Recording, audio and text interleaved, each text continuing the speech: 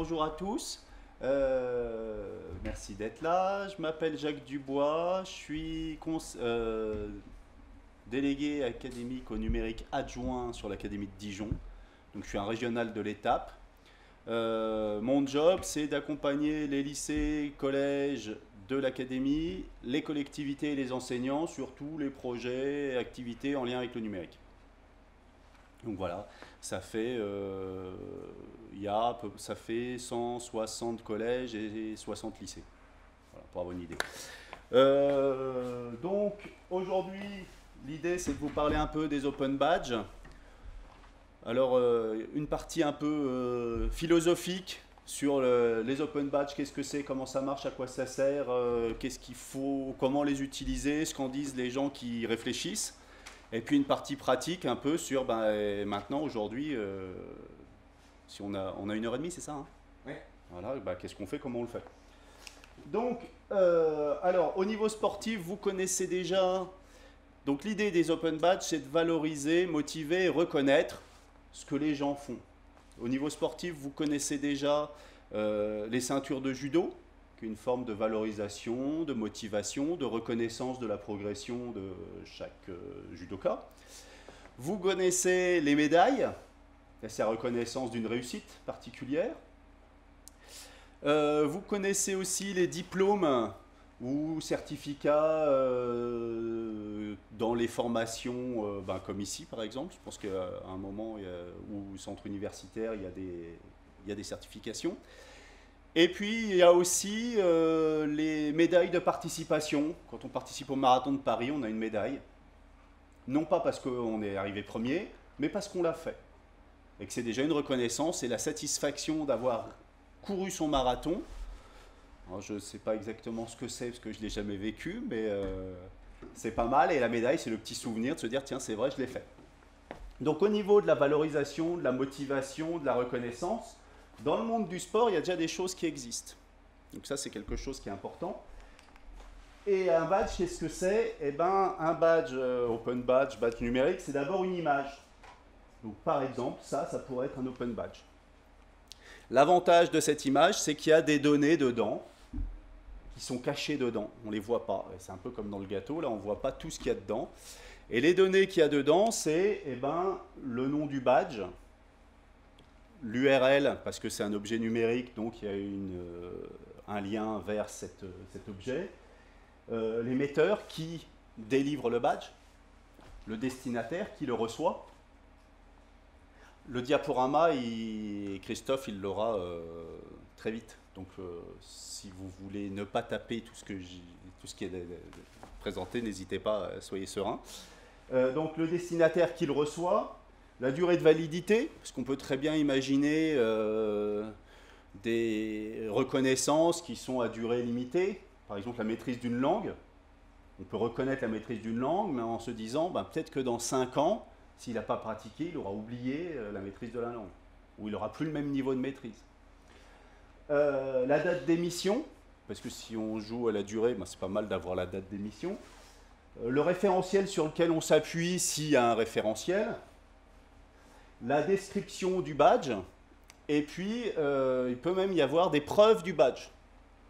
Donc il peut y avoir la photo du coureur à l'arrivée, qui est une forme de preuve du badge, parce qu'à la tête du coureur, on voit qu'effectivement, il a dû courir son marathon. Voilà. Donc tout ça, ça fait un badge numérique.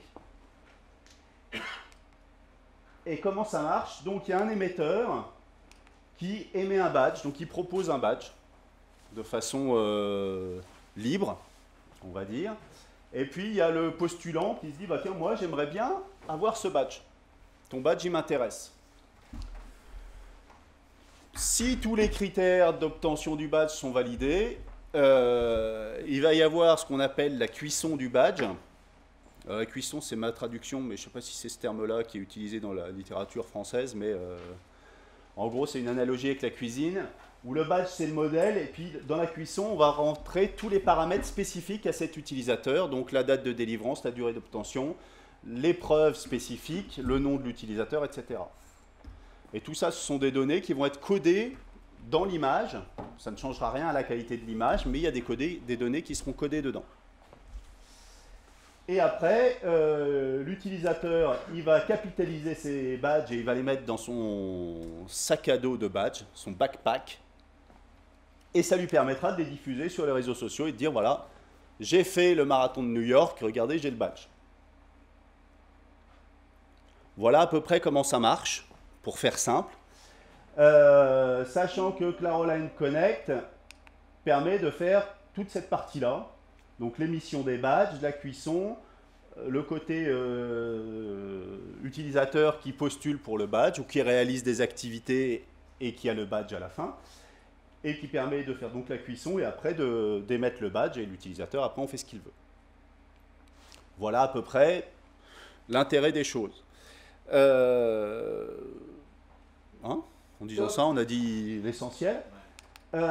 Donc l'intérêt, c'est de valoriser, motiver et surtout reconnaître ce que les gens font. Ce que les gens ont fait, ce que les gens sont capables de faire, ce que les gens ont la potentialité de faire. C'est-à-dire que ce n'est pas juste pour remplacer des diplômes ou des bouts de diplômes. Et moi, je dirais en deuxième niveau, de communiquer sur votre formation. Ça fait connaître, c'est un moyen de promotion de votre formation par les utilisateurs. Oui. Voilà.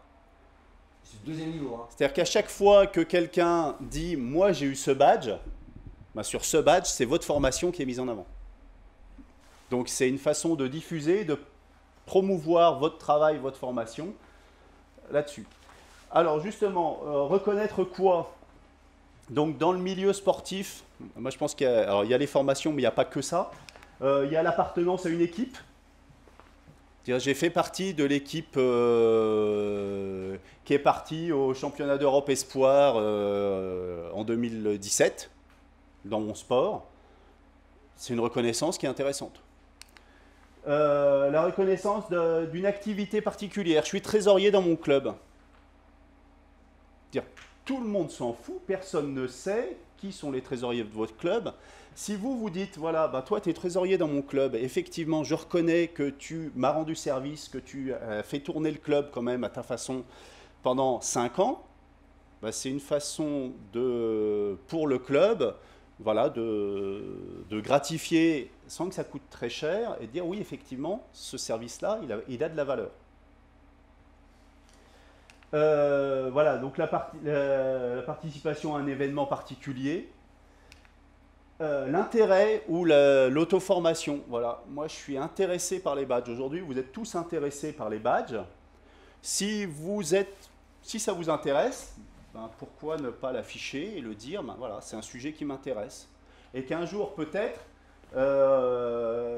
vous allez une fois ici et puis à un autre endroit vous serez aussi montrerez que vous êtes intéressé par les badges et puis un jour vous construirez votre premier badge et puis un jour quand vous changerez de boulot et que vous devrez faire quelque chose vous vous dire bah, les badges je connais un peu parce que j'ai fait ça, j'ai fait ça, j'ai fait ça.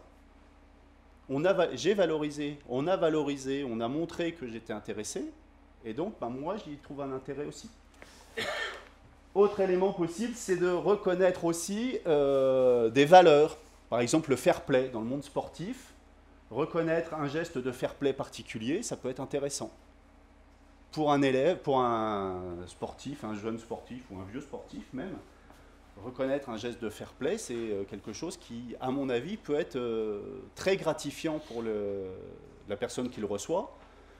Il ne va pas faire son geste parce qu'il recevra le badge, mais n'empêche que le badge, c'est la petite cerise sur le gâteau. Donc ça peut être la petite cerise sur le gâteau.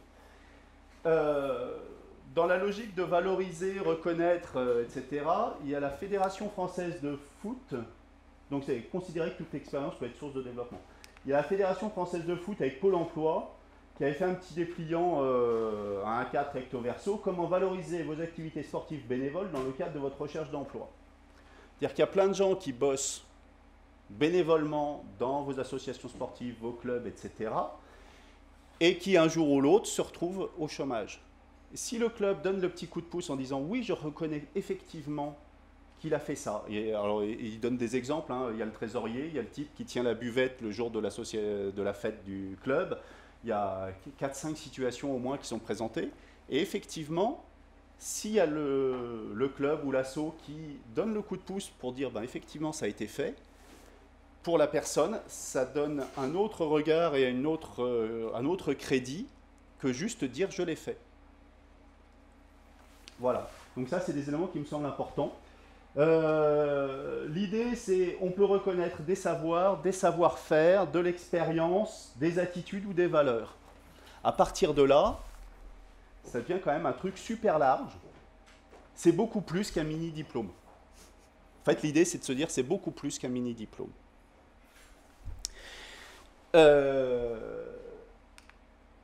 Donc les acteurs, ben, il y a l'émetteur du badge. Donc l'émetteur, typiquement, ça peut être le ministère, ça peut être la fédération, ça peut être un club, ça peut être une université. C'est pas très pratique pour les caméras, j'arrête pas de me retourner pour voir derrière. Ça peut être un club, etc. Qui valide le badge, ça peut être la machine, parce que la validation est automatique. Voilà, j'ai fait un quiz, je valide, j'ai plus de 70% de bonnes réponses, donc le badge est validé automatiquement. Ça peut être des experts.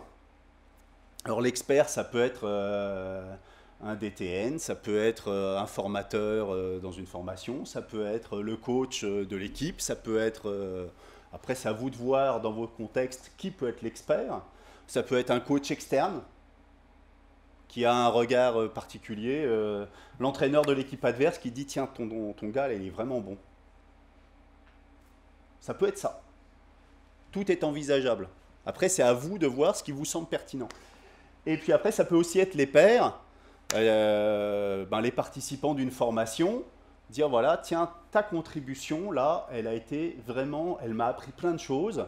Et les pairs, plusieurs disent, moi ça m'a appris, moi ça m'a appris. S'il y a 10 personnes qui disent que ça m'a appris, c'est qu'effectivement, elle a apporté quelque chose, cette contribution-là. Donc les pairs, peuvent reconnaître ces éléments-là. Mais moi, je peux émettre mon propre badge. Et voilà, j'émets mon badge de... alors qu'est-ce que...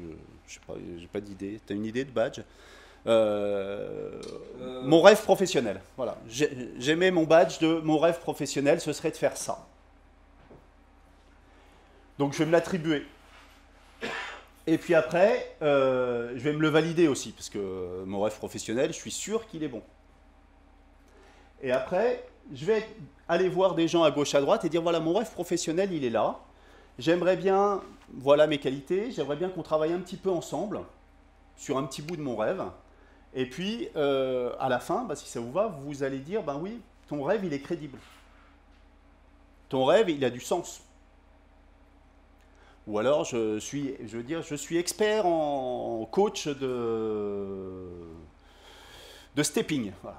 Juste le stepping. Mon domaine, c'est le stepping. Moi, je vais aller dans des clubs, dire, ben voilà, j'ai fait du stepping avec vous. Moi, je me suis défini un badge parce qu'il n'existe pas. Est-ce que j'ai travaillé 3 ans chez vous? Est-ce que vous pouvez attester que j'ai travaillé 3 ans chez vous et que j'étais plutôt pas mauvais? Et puis, dans un autre club, je vais refaire la même chose. Et petit à petit, comme ça, je vais capitaliser sur mon badge à moi, mon expérience des différents clubs. Et que si je suis passé dans 5 clubs en 10 ans, et que les 5 clubs valident que effectivement je suis expert de stepping et que tous les participants trouvent ça phénoménal, ça a plus de crédit que si je le dis juste, voilà, je suis expert de stepping. Alors vous avez le droit de ne pas me croire si je vous dis que je suis expert de stepping. Donc voilà, donc ça c'est le principe de l'endossement, se dire s'il y a un badge qui est créé, il y a d'autres personnes extérieures qui peuvent attester que ce badge est légitime, pour renforcer le crédit et la valeur du badge. Donc ça, c'est un truc qui me semble assez intéressant. Alors, dans le monde de la formation, est-ce que ça s'achète, est-ce que ça se vend? Alors, j'ai pris 2 exemples. Le MOOC ABC Gestion de projet, qui est un des MOOC francophones qui marche le mieux. Alors, ils font des badges de participation, c'est gratuit. Ils font des badges de compétences spécifiques. J'en ai mis quelques exemples là à droite. Je crois qu'ils sont gratuits, mais je n'ai pas réussi à avoir la confirmation parce que je n'ai pas passé assez de temps à creuser le truc. Mais je crois qu'ils sont gratuits. Par contre, si on veut avoir une attestation de réussite et passer l'examen avec surveillance à distance ou en centre agréé, ça coûte 50 €.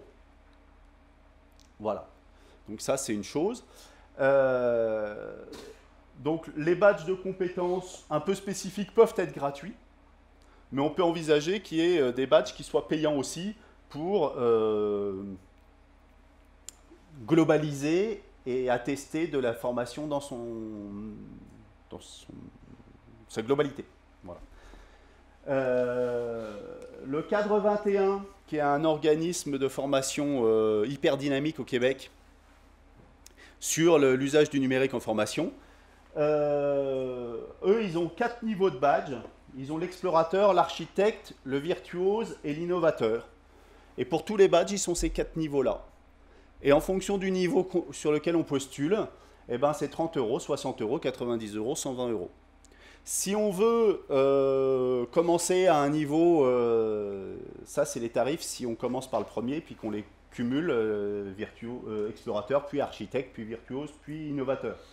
Si on dit, moi je ne veux passer que le badge innovateur, c'est 200 euros. Alors avec le badge, eux, ils ont un accompagnement, une formation, etc. Donc c'est pas que le badge en fait. Donc voilà 2 exemples pour vous dire que les badges peuvent être vendus. Après, c'est à vous de voir le modèle économique sur lequel vous voulez vivre avec votre formation.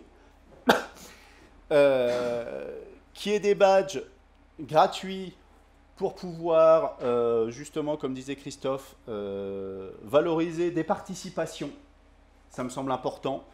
Qui est des badges pour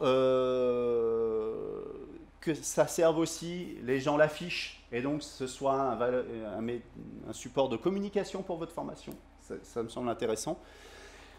Qui est des badges après plus spécifiques, voire payants, pour dire, bah voilà, ça, c'est cette compétence, vous l'avez développée, et elle justifie aussi d'un travail qu'on a mis nous en œuvre pour vous aider à la développer, ou à la valoriser, ou la mettre en pratique. Et donc ça justifie que ça puisse être payant.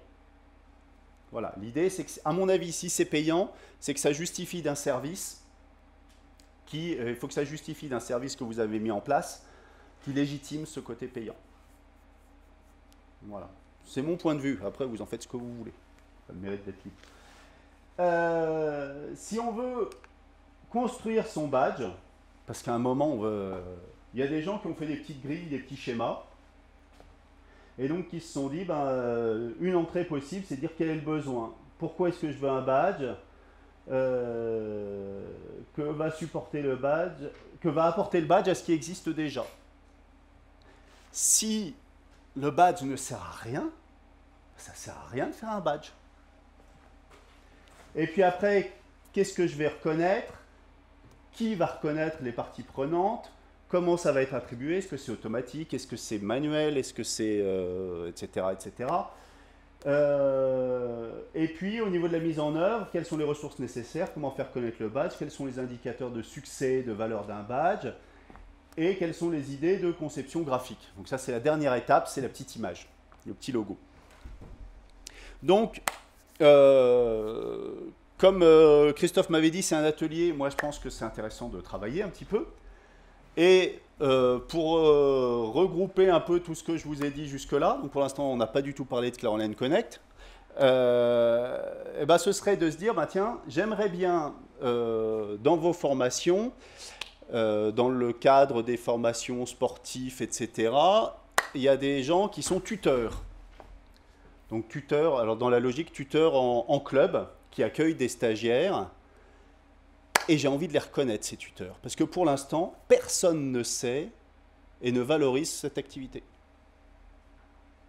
Donc voilà, je travaille à l'UFR STAPS. J'envoie des élèves dans des clubs à gauche, à droite, enfin mes étudiants à gauche, à droite, pendant une année. Alors je ne sais pas comment ça marche. Une année, ça marche? 6 mois? À raison de 2-3 jours par semaine, c'est un truc comme ça, non? Voilà, et ils sont encadrés par quelqu'un dans ce contexte-là. A priori, ils ne sont pas laissés libres tout seuls. Et je veux reconnaître ce travail d'encadrement. Et j'ai envie de créer un badge. Donc, si ce contexte vous convient, ça vous semble assez clair. Après, si vous n'êtes pas du tout dans ce contexte-là, parce que vous ne formez pas ces gens-là, vous pouvez imaginer, voilà, j'envoie un stagiaire pendant 3 mois où j'accueille un stagiaire, quelles sont les compétences, qu'est-ce que je mets en œuvre et comment on pourrait reconnaître ce travail de tuteur. Donc la grille, elle est là. Vous pouvez, l'idée c'est de passer, il est quelle heure là, chef? 9h30. 9h30. Bah, ce serait de passer une demi-heure, 20 minutes, une demi-heure pour essayer de croiser tout ça, essayer de voir comment on peut, quels sont les savoir-faire, les attitudes, les valeurs, les connaissances qu'on va reconnaître dans le cadre d'un badge. Donc,